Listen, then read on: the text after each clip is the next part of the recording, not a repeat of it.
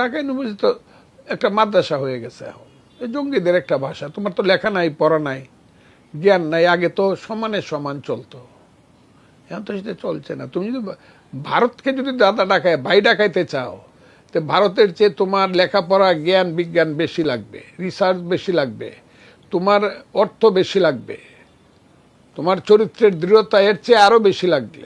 খালি একজন আব্দুল কালাম আজাদ বানাও না বাংলাদেশে, দেখো তো কিভাবে ভারত আমাদেরকে ভাই ডাকে।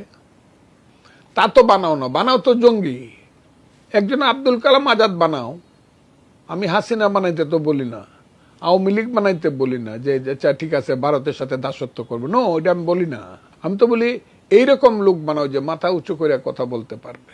এটা বলতে চাই না জিনিসগুলো, যেটা দুই দিক থেকেই হইতেছে। কারণ সাম্প্রদায়িক শক্তি দুই দিকেই আছে এবং তারা কিছুতেই চায় না যে ভারত এবং বাংলাদেশের মধ্যে কোনো সুসম্পর্ক হোক।